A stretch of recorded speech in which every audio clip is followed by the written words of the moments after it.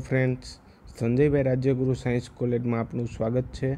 હું છું વિરલ સર અને આજે આપણે વાત કરવાના છીએ એમાઇન કન્ટેનિંગ કમ્પાઉન્ડમાં reaction of primary alkyl or aryl એમાઇનની। આની પહેલાં આપણે વાત કરી ગયા preparation of alkyl or aryl એમાઇન્સની, ઠીક છે। હવે આપણે વાત કરીશું reaction of primary alkyl or aryl amine. એમાં ફર્સ્ટ રિએક્શન છે reaction with alkyl halide. Reaction with alkyl halide મતલબ કે આપણે એમાઇન કમ્પાઉન્ડ હશે એમની રિએક્શન આલ્કાઇલ હેલાઇડ સાથે કરાવશી। કોની સાથે? આલ્કાઇલ હેલાઇડની। જો એમાં શું કહે છે કે આલ્કાઇલ એમાઇન છે એમાંનો એક નાઇટ્રોજન એટમ હશે, એમની સાથે જોડાયેલા હાઇડ્રોજન એટમને રિપ્લેસ કરશે કોણ? Alkyl group. કોણ રિપ્લેસ કરશે? Alkyl group. એટલે કે જે એમાઇન હશે, ધારો કે RNH2 હોય, બરાબર છે, RNH2 હોય તો એમાંથી એક હાઇડ્રોજનને રિપ્લેસ કરી અને અહીંયા બીજું કોઈ R ગ્રુપ જોડાય, બરાબર છે, તો એમને કહેવાય આલ્કાઇલ હેલાઇડ। મતલબ કે આલ્કાઇલ હેલાઇડ એટલે RH, એમાંનો આ હાઇડ્રોજનને રિપ્લેસ કોની? અહીંયાનો આ હાઇડ્રોજનને રિપ્લેસ R દ્વારા થાય, બરાબર છે। હાઇડ્રોજન રિપ્લેસ કોના દ્વારા થાય? તો કે R દ્વારા। જે R દ્વારા રિપ્લેસ થાય, જોઈ એની રિએક્શન કઈ રીતે છે, જો જઈ અહીંયા આપણી પાસે છે RNH2। હવે RNH2 માંથી અહીંયાથી એક H અને એક X, આ બે રિએક્શન કરી અને રિમૂવ થશે HX, બરાબર। અને બનશે શું? અહીંયાથી એક હાઇડ્રોજન અને એક X નીકળશે તો આ R છે એની સાથે જોડાશે તો બનશે R2NH, જે અહીંયા જોઈ શકીએ છીએ આપણે। હવે એ R2NHની રિએક્શન પાછી RH સાથે કરવાની, એટલે ફરી અહીંયાનો હાઇડ્રોજન રિપ્લેસ થાય અને અહીંયાનો X થાય, એટલે રિમૂવ થાય HX અને R છે એ આ N સાથે જોડાય અને બને R3N, જે અહીંયા જોઈ શકીએ છીએ। હવે એ R3N છે એની રિએક્શન ફરીથી આપણે RH સાથે કરાવશી તો N પાસે કાંઈ નહીં હોય તો બે લોન પેર હશે, બરાબર છે। આ બે લોન પેર એની ઉપર એટેક કરશે, એની ઉપર એટેક કરીને X માઇનસને અહીંયાથી રિમૂવ કરશે।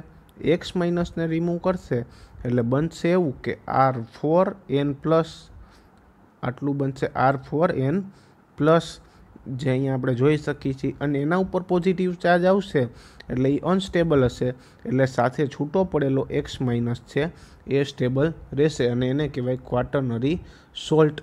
એને કહેવાય ક્વાટર્નરી સોલ્ટ। ફરીથી રિએક્શન જોઈ જઈ, આ આપણો એમાઇન છે અને આ છે આલ્કાઇલ હેલાઇડ, RH એટલે કહેવાય આલ્કાઇલ હેલાઇડ અથવા તો હેલો આલ્કેન, બેય બોલી શકી। એમની સાથે રિએક્શન કરાવવો એટલે હાઇડ્રોજન અને અહીંયાનો X રિપ્લેસ થાય, નીકળી જાય અને એના જ R છે એમની સાથે જોડાઈ જાય। બધાયમાં એવું થાય છે, HX રિમૂવ થાય ને R જોડાઈ જાય, HX રિમૂવ થાય ને R જોડાઈ જાય અને છેલ્લે કાંઈ નહીં હોય તો ક્વાટર્નરી એમોનિયમ સોલ્ટ બનશે, બરાબર। આ હતી આલ્કાઇલ હેલાઇડ સાથેની પહેલી રિએક્શન। એના પછીની બીજી રિએક્શન છે reaction with acid chloride. Acid chloride એટલે એસિટાઇલ ક્લોરાઇડ। એસિટાઇલ ક્લોરાઇડની રિએક્શન કરી છે આપણે એમાઇન સાથે, બરાબર। એમાં ફર્સ્ટ ઓફ ઓલ લીધું છે મિથાઇલ એમાઇન। મિથાઇલ એમાઇનની રિએક્શન કરાવશી એટલે ફર્સ્ટ ઓફ ઓલ જો જઈએ તો આપણે અહીંયાથી જોઈ શકીએ છીએ HCl શું થશે? રિમૂવ થશે અને અહીંયાથી જ આ કાર્બન અને આ નાઇટ્રોજન સાથે બોન્ડ બનશે, જોઈ। એટલે સ્ટાર્ટિંગ એવું થશે, અહીંયાથી CH3 છે આ, તો અહીંયા CH3, અહીંયા CH3 છે તો અહીંયા CH3, અહીંયા CO છે તો અહીંયા CO, સાથે જોડાયેલો અહીંયા NH તો અહીંયા NH અને આ CH3 તો આ CH3, મતલબ આપણું આખું ગ્રુપ તૈયાર થઈ ગયું N મિથાઇલ એસિટેમાઇન। આપણે રિએક્શન પાછી કોની કરાવી જોઈ લઈ, રિએક્શન કરાવી એસિટાઇલ ક્લોરાઇડની, એટલે કે એસિડ ક્લોરાઇડની એમાઇન ગ્રુપ સાથે, એટલે કે અહીંયા HCl રિમૂવ થાય છે અને બાકીનું બધું એટેચ થઈ જાય છે, બરાબર છે। આ આપણી થઈ રિએક્શન વિથ એસિડ ક્લોરાઇડ અને કોની સાથે? એમાઇન સાથે। આ તો આપણો પ્રાઇમરી એમાઇન, જોઈ શકો છો આપણે પ્રાઇમરી એમાઇન હતો। કેવો હતો? Primary amine. શું કામ પ્રાઇમરી એમાઇન? તો કે નાઇટ્રોજન સાથે એક જ કાર્બન જોડાયેલો છે એટલે એને કહેવાય પ્રાઇમરી એમાઇન। હવે સેકન્ડરી એમાઇનની રિએક્શન જોઈ તો કે સેકન્ડરી એમાઇનની રિએક્શન જો અહીંયા CH3 છે, અહીંયા CH3 છે, આ એક કાર્બન અને આ બીજો કાર્બન, આમાં ભૂલ છે બુકમાં, બરાબર છે. હવે એટલે હું તમને લખી દઉં છું, તમે તમારી બુકમાં સુધારી લેજો. એમની પાછી એસિડ ક્લોરાઇડ સાથે રિએક્શન કરાવશી એટલે આ HCl રિમૂવ થશે અને બનશે આ ગ્રુપ, જે તમે અહીંયા CH3 મેં તમને સુધારી દીધો એ અહીંયા જોવા મળે છે. ખાલી HCl રિમૂવ કરવાનું છે ને આખા ગ્રુપને એટેચ કરી દેવાનું, જેનું અહીંયાથી એટેચમેન્ટ થશે. કલર બદલાવીને દેખાડી દો કે આ કાર્બન અને આ નાઇટ્રોજન સાથે એટેચમેન્ટ થશે, બરાબર, અને આખું આ ગ્રુપ તૈયાર થશે. ઠીક છે. અને ટર્સરી એમાઇન સાથે રિએક્શન થશે નહીં. શું કામ? ટર્સરી એમાઇન સાથે જો ટર્સરી એમાઇન હોત તો હજી અહીંયા એક વધારાનો CH3 હોત.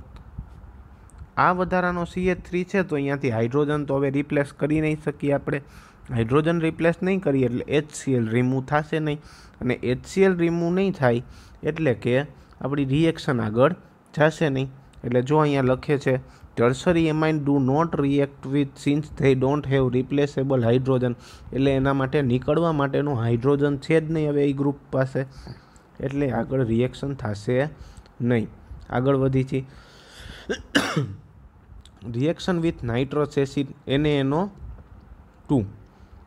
મિત્રો આ એક છે ને એક આમાં પ્રાઇમરી, સેકન્ડરી અને ટર્સરી ત્રણમાં અલગ અલગ રિએક્શન મળશે. નાઇટ્રસ એસિડની રિએક્શન ખાસ યાદ રાખવા જેવી છે. આમાં ત્રણ રિએક્શન અલગ અલગ મળશે.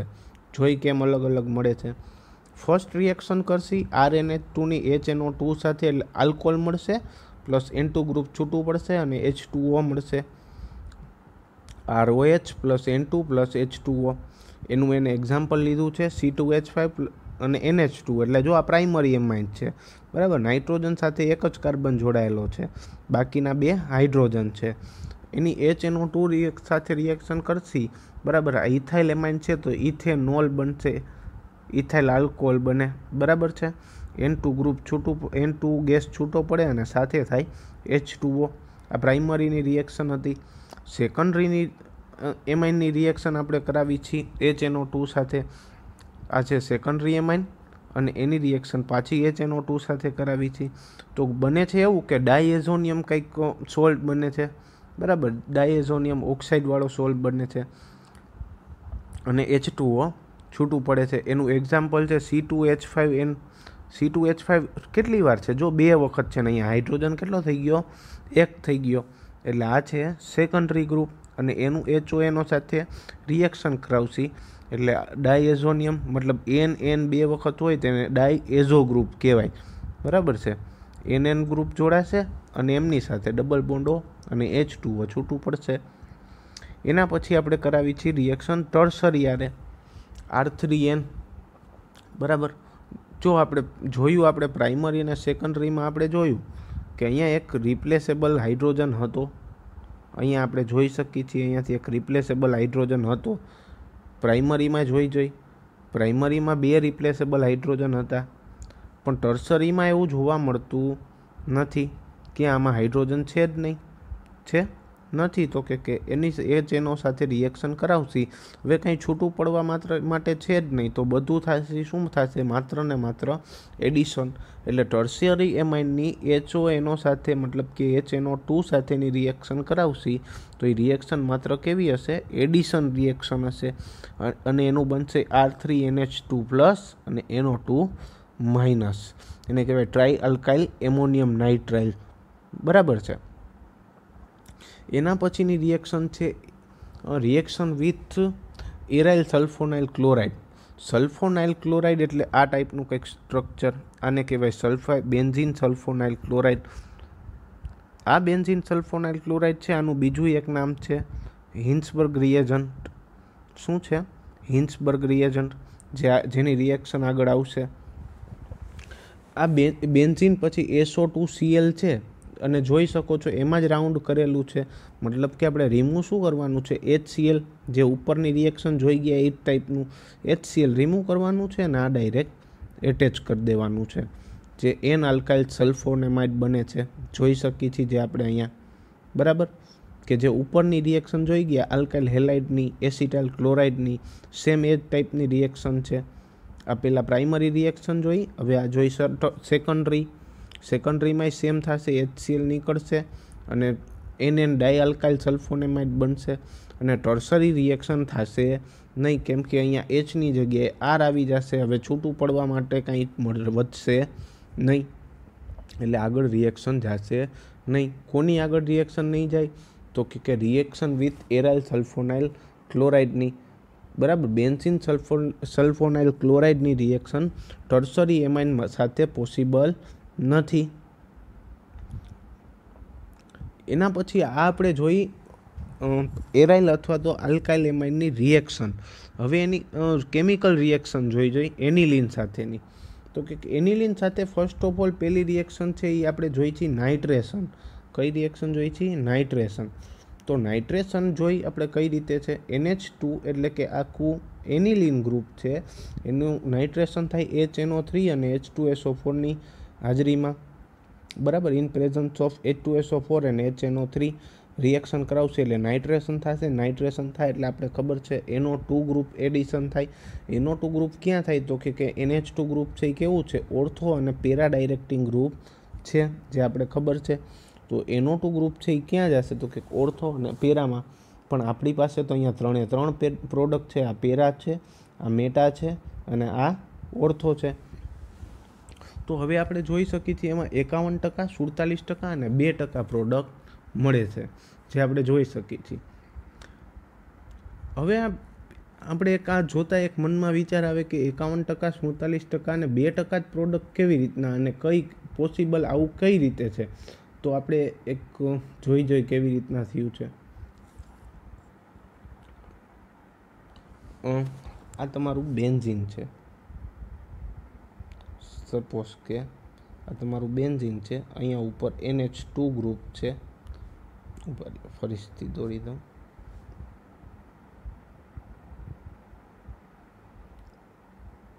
આ NH2, આ NH, આ H અને આ એના ઉપર લોન પેર હશે એક, આ NH2.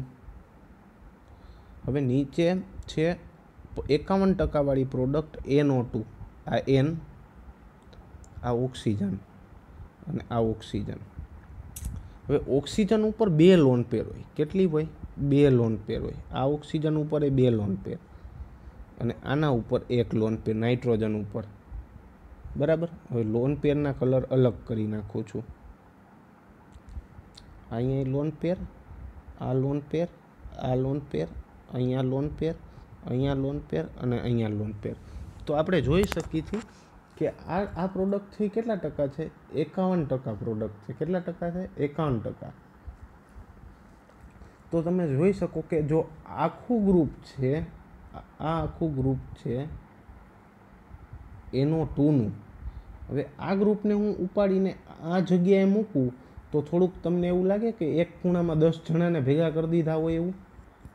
આપણે જોતા જ ખ્યાલ આવે કે આમ એક ખૂણામાં 10-15 જણાને ભેગા કરી દીધા હોય તો આપણે કેવું થાય? સંકળામણ જેવું લાગે.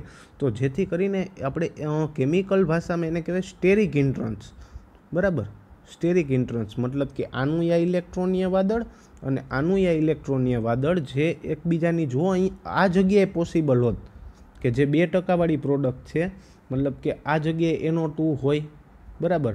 તો શું થાય કે એકબીજા વચ્ચે ઇલેક્ટ્રોનનું અપાકર્ષણ થાય, જેને કહેવાય સ્ટેરિક ઇન્ટ્રન્સ. એટલે ક્યાં ગોઠવાય? તો કે જેટલું બને એટલું સામેના ભાગમાં, જેટલું બને એનું સામેના ભાગમાં, જેથી કરીને એને સ્ટેરિક ઇન્ટ્રન્સ ન નડે એટલે થઈને સામેના ભાગમાં ગોઠવાય છે, બરાબર. એટલે મોર સ્ટેબલ 51% છે. એના પછી આ છે એ 47% છે, આ છે એ 47% છે અને આ છે એ 2% છે. મેં જે તમને આગળ દેખાડ્યું કે આ જગ્યાએ 2 પ્રોડક્ટ છે એ પોસિબલ નહીં હોય, બરાબર. બને છે પણ એટલી નથી બનતી કે જેટલી સ્ટેબલ રહે, બરાબર. જેથી કરીને એ પેરા પોઝિશન ઉપર જ સ્ટેબલ રહે, જેથી કરીને 51% પ્રોડક્ટ મળે છે. હવે આગળ વધી ફરીથી કહી દઉં એની રિએક્શન એકવાર. NH2નું તમે HNO3 અને H2SO4ની હાજરીમાં રિએક્શન કરાવો એટલે NO2 ગ્રુપનું એડિશન થાય, જે ઓર્થો પેરા અને મેટા ઉપર 3 જગ્યાએ મળે છે. પેરા ઉપર 51%, મેટા ઉપર 47% અને ઓર્થો ઉપર 2%. હવે જો પેરા ઉપર આપણે આગળ જોઈ ગયા કે પેરા ઉપર NO2 મળતું હોય તો એ કેટલા ટકા છે? 51%. પણ મારે માત્ર અને માત્ર 51% નહીં, મારે 100% પ્રોડક્ટ જોતી હોય તો કે આપણે એવું કંઈક કરવું પડે કે જેથી કરીને એ ઓર્થો અથવા તો મેટા ઉપર જાય જ નહીં. ઓર્થો અથવા તો મેટા ઉપર જાય જ નહીં. તો હું તમને પાછું અહીંયા સ્ટ્રક્ચર દોરીને દેખાડું કે અહીંયા હતું આપણું N, આ H, આ H અને આ એની લોન પેર. બરાબર છે, આ લોન પેર છે. હવે હું આ ગ્રુપ આવડું છે, આની બદલે હજી હું અહીંયા કંઈક એટલું એડ કરી દઉં, અહીંયા એટલું એડ કરી દઉં કે જેથી કરીને અહીંયા કોઈ ગ્રુપ આવે જ નહીં, અહીંયા અથવા તો આ જગ્યાએ. આ ગ્રુપને હું મોટું કરી દઈશ તો આનું ઇલેક્ટ્રોનીય વાદળ કેવું થઈ જશે? મોટું. જેથી કરીને જે નવું આવવાવાળું ગ્રુપ હશે એને માત્ર ને માત્ર આ જગ્યાએ, આને કહેવાય કેમિકલની ભાષામાં માસ્કિંગ, ડીમાસ્કિંગ. અત્યારે આપણે આને પ્રોટેક્ટ કરી દીધું કે જેથી કરીને આ એટલું બધું મોટું છે કે જેથી કરીને ઓર્થો અથવા તો પેરા પોઝિશન ઉપર, ઓર્થો અથવા તો મેટા પોઝિશન ઉપર કોઈ ગ્રુપ આવી જ ન શકે. શું કામ? તો કે માત્ર ને માત્ર શેના લીધે થઈ? અને તો કે સ્ટેરિક ઇન્ટ્રન્સના લીધે થઈને. સ્ટેરિક ઇન્ટ્રન્સ શું છે એ હવે તમને ખ્યાલ આવી ગયો હશે.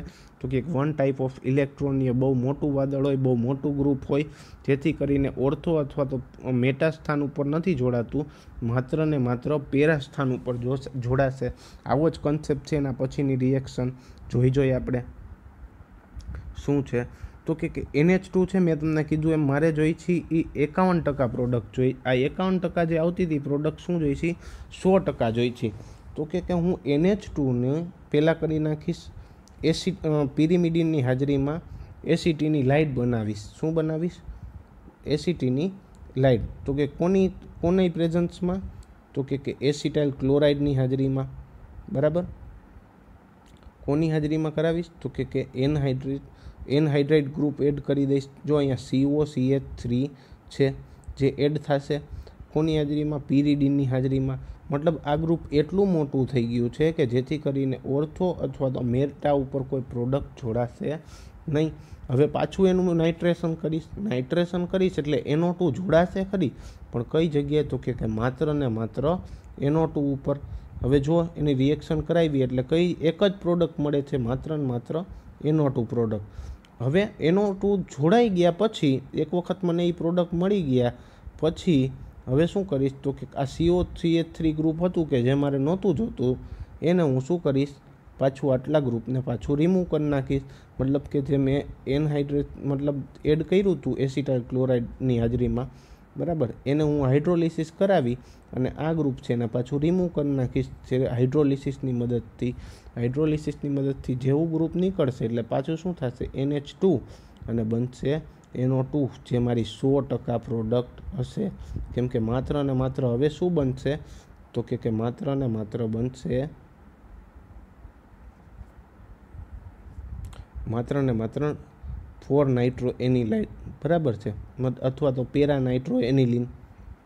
હવે એવી જ રીતના આપણે બનાવી છીએ, બ્રોમિનેશન કરી છે. જોઈ બ્રોમિનેશન શું થશે? તો કે બ્રોમિનેશન, એમાં બ્રોમિન એક એવો એજન્ટ છે કે મોર રિએક્ટિવ હશે. મોર રિએક્ટિવને લીધે શું થશે? એ બે બાજુની ઓર્થો પોઝિશન ઉપર અને સામેની એક પેરા. મેં તમને કીધું NH2 ગ્રુપ છે એ કેવું છે? તો કે ઓર્થો પેરા ડાયરેક્ટિંગ છે. કેવું છે? Ortho para. હવે ઓર્થો પેરા ઉપર એની રિએક્શન પોસિબલ છે. તો કે ઓર્થો પેરા ઉપર રિએક્શન પોસિબલ છે, તો જેટલી પોસિબલ જગ્યા હશે ને એ બધી જગ્યાએ બ્રોમિન એડ થઈ જશે. બરાબર છે. એટલે જેથી કરીને તમે NH2નું એનિલિન ગ્રુપનું તમે બ્રોમિનેશન કરાવો એટલે બે બાજુની ઓર્થો અને એક પેરા પોઝિશન ઉપર બ્રોમિન જોડાઈ જશે. હવે મારે માત્ર ને માત્ર ખાલી પેરા પોઝિશન જ જોતી હોય તો આગલું ગ્રુપ, આની પહેલાંની જે રિએક્શન કરી એવી રીતના રિએક્શન કરી તો પાછું મને માત્ર ને માત્ર પેરા બ્રોમો વાળી પ્રોડક્ટ મળે. જોઈ આપણે પહેલાં એનિલિન હતું, એની પાછી એસિટીની લાઇટ અથવા તો પિરિડિનની હાજરીમાં રિએક્શન કરાવશે એટલે શું થશે? તો કે N ફિનાઇલ ઇથેનેમાઇડ બનશે. બરાબર, જે આ છે એની પાછી હું બ્રોમિનેશન કરાવીશ એનું, એટલે મને પેરા સ્થાન ઉપર માત્ર ને માત્ર બ્રોમિન મળશે અને એનું હાઇડ્રોલિસિસ કરાવીશ એટલે આ ગ્રુપ રિમૂવ થઈ જશે અને મને મળશે શું 4 બ્રોમો એનિલિન, જે 100% પ્રોડક્ટ હશે. જે કેવી પ્રોડક્ટ હશે? 100% હશે. હવે એના પછીનું છે સલ્ફોનેશન. સલ્ફોનેશન તો કે એનિલિનનું સલ્ફોનેશન H2SO4 સાથે રિએક્શન કરાવવું એટલે શું થશે? અહીંયા NH2, અહીંયા એક હજી વધારાનો એક H છે જે આમાં ભૂલ છે, NH2 HSO4 માઇનસ, બરાબર, NH2 પ્લસ અને HSO4 માઇનસ. આ રિએક્શન થશે. પછી હવે હું એમને ગરમ કરાવીશ.